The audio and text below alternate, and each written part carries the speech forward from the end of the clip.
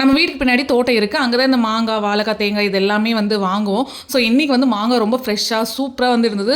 பார்க்கும்போதே ரொம்ப ஆசையாக இருந்தது. அதனால் ஒரு 4 மாங்காய் பக்கமாக வந்து வாங்கியிருந்தேன். சரி நாளைக்கு அதை வச்சு ஏதாவது ரெசிபி பண்ணலான்னு சொல்லிட்டு அதை எடுத்து அப்படியே ஓரமாக வச்சுட்டு இன்றைக்கி ஒரு வைரல் எக் மசாலா ரெசிபி தான் வந்து ரெடி பண்ண போகிறேன். என்னன்னு தெரியல, இந்த எக் மசாலா ரெசிபி பார்த்தோன்னே சரி செஞ்சு சாப்பிட்றலாங்கிற மாதிரி ரொம்ப கிரேவிங்ஸாக இருந்தது. இந்த ரெசிபி டக்குன்னு குயிக்காக வந்து ரெடி பண்ணிடலாம். மேகியை விட ஃபாஸ்ட்டாகவே இந்த ரெசிபி ரெடி பண்ணிடலாம். முட்டை மட்டும் வேக வச்சா போதும். ஒரு 2 மினிட்ஸில் இந்த ரெசிபியே வந்து கம்ப்ளீட் ஆயிரும். இதுக்கு ஃபஸ்ட்டு ஒரு மிக்ஸி ஜாரில் 4-5 பல்லு பூண்டு, ஒரு 5-6 சின்ன வெங்காயம், ஒரு துண்டு இஞ்சி, அதுக்கப்புறம் தேவையான உப்பு, 1 டேபிள் ஸ்பூன் மிளகாய்த்தூள், கொஞ்சமாக கருவேப்பிலை, கொத்தமல்லி தழை, அதுக்கப்புறம் 1 டேபிள் ஸ்பூன் ஆயில், இதெல்லாமே போட்டு நல்லா கொரன்னு அரைச்சி எடுத்துக்கோங்க. ரொம்ப நைஸாக அரைக்கக்கூடாது. இந்த மாதிரி கொரப்பாக இருந்தால் தான் நல்லாயிருக்கும்.